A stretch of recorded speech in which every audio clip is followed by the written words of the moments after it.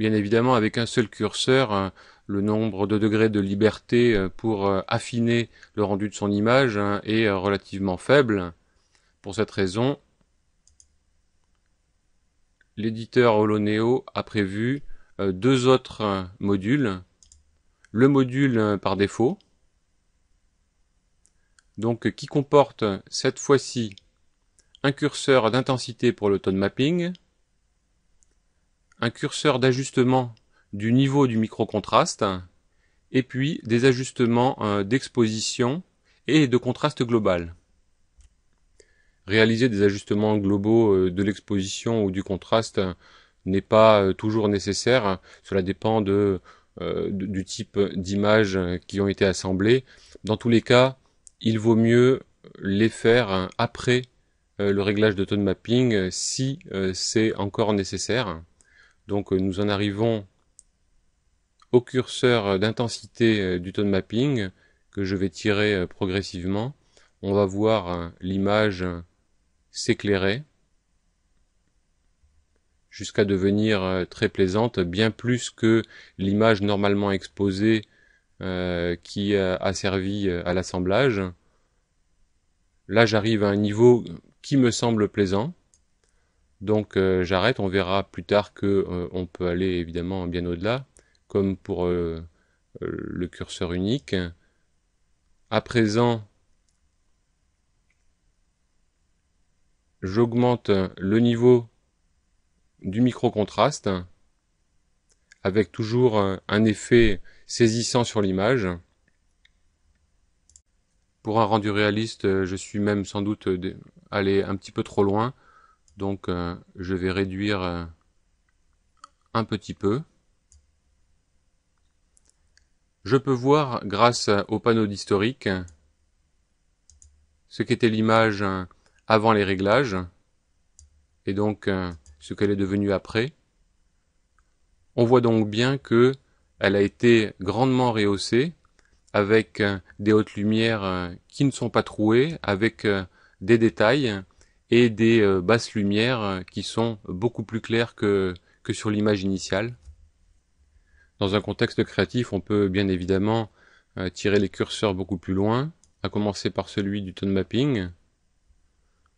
Ce n'est pas celui qui fait le plus de dégâts, même si les couleurs perdent progressivement leur réalisme.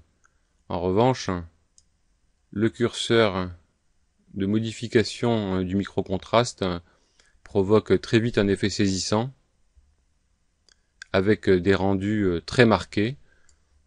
On aime ou on n'aime pas, chacun fera bien évidemment selon ses goûts personnels. Revenons à un rendu un peu plus naturel. Voilà.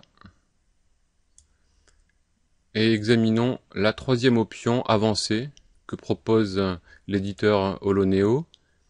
Elle ajoute trois curseurs. Le premier correspond à la taille des détails qui seront soulignés notamment par le curseur d'ajustement du micro-contraste. On voit que son effet est loin d'être négligeable.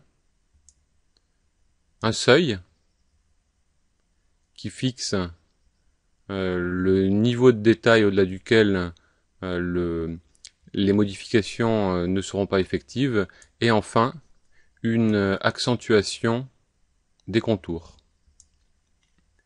Avant de montrer d'autres exemples d'utilisation de Photo Engine, examinons les autres outils qui sont proposés. Tout d'abord, un réglage d'exposition, de luminosité, de contraste et de saturation sur l'image après tone mapping, c'est-à-dire en basse dynamique. Un réglage de balance des blancs. Des filtres colorés. Une courbe des tonalités, classique à ceci près qu'elle utilise un système de flèches qui ressemble beaucoup aux courbes de Bézier que l'on peut trouver dans Photoshop ou Illustrator. C'est extrêmement pratique parce que ça permet de donner avec très peu de points la forme exacte que l'on veut à la courbe. Il suffit pour les supprimer de les cliquer puis d'appuyer sur Supr. Une originalité du logiciel, c'est la courbe de saturation qui permet de régler le niveau de saturation en fonction de la zone de tonalité de l'image. Et enfin, un réglage saturation, luminance éteinte, très ergonomique, comme on peut le voir.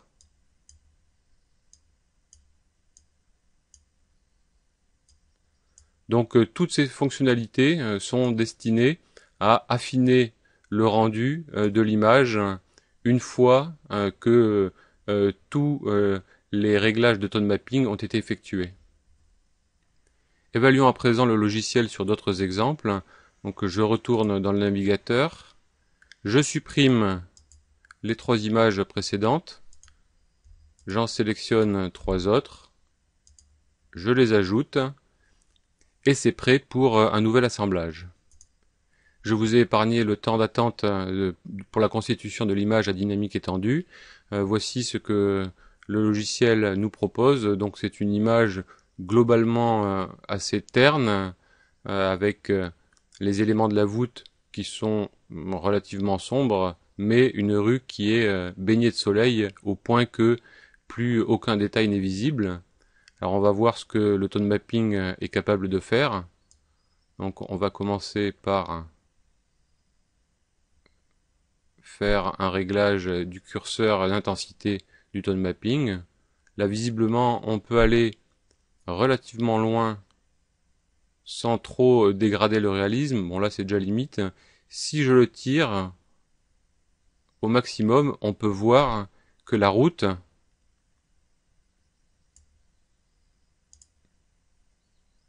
a retrouvé un maximum de détails. C'est assez étonnant. Évidemment, en revanche, les couleurs ne sont plus du tout réalistes. Donc on va ramener ça à une valeur qui est un peu plus raisonnable, mais qui est un peu plus forte que dans l'exemple de tout à l'heure. Et on va tirer le curseur de détail pour renforcer le micro-contraste. Voilà, c'est sans doute pas la peine de faire plus que ça. Éventuellement, sur cette image qui n'est plus à dynamique étendue mais qui est à base dynamique, on peut augmenter très légèrement la luminosité pour un rendu qui est très plaisant, surtout si on le compare grâce au panneau d'historique à l'image de départ. Donc voilà, avant, après. Si on regarde à présent ce que le curseur Auto-Tone Mapper nous propose, voilà, en le tirant progressivement, on aboutit à une image finalement relativement proche de celle qui nous plaisait assez tout à l'heure. Et si on le tire plus, eh bien, on obtient encore autre chose. Notez tout de même que cette autre chose-là est beaucoup plus plaisant que ce qu'on avait obtenu avec les photos de Notre-Dame de Paris avec les curseurs tirés au maximum.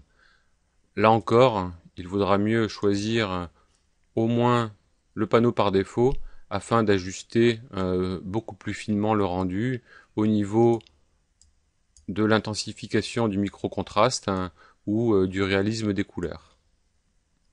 Troisième et dernier exemple, nous allons examiner le cas du pseudo-HDR, c'est-à-dire ce HDR qui est réalisé à partir d'un seul RAW en utilisant sa réserve de dynamique. Pour cela, retournons dans le menu de navigation, supprimons les 3 fichiers préalablement utilisés et nous allons sélectionner cette fois-ci un seul RAW. Pour lancer la création de l'image à dynamique étendue, il suffit de double-cliquer sur celle-ci. Le travail du logiciel est plus rapide puisqu'il n'y a pas réellement d'assemblage à faire. Donc assez vite, en 5-6 secondes, on obtient le rendu par défaut proposé que l'on peut ensuite ajuster en commençant par tirer le curseur d'intensité du tone mapping.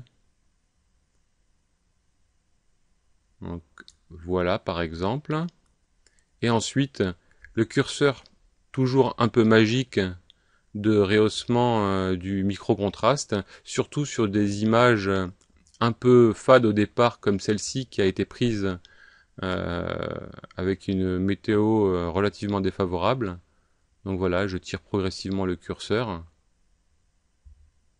Et le résultat est assez saisissant, surtout quand on regarde avant, après. Si on veut un rendu créatif de cette image, on peut bien entendu tirer les curseurs un peu plus. Celui du tone mapping, déjà. Et ensuite, celui du micro-contraste. Voilà, ça fait un peu science-fiction, c'est assez impressionnant. En revenant à des valeurs un peu plus réalistes, voilà, et en zoomant dans l'image, on se rend compte que les détails ne présentent pas du tout de halo, ce qui est une caractéristique remarquable de Photo Engine par rapport à de nombreux autres logiciels spécialisés dans le HDR, ce qui veut dire qu'il est parfaitement envisageable d'imprimer les images produites par Photo Engine en grand format. En conclusion, on peut dire que Photo Engine est un logiciel non seulement impressionnant du strict point de vue des résultats qu'il est en mesure de produire, mais aussi très agréable à utiliser, car il n'y a aucun délai d'affichage quand on tire les curseurs. C'est l'agrément des quelques secondes d'attente au moment de la création de l'image à dynamique étendue.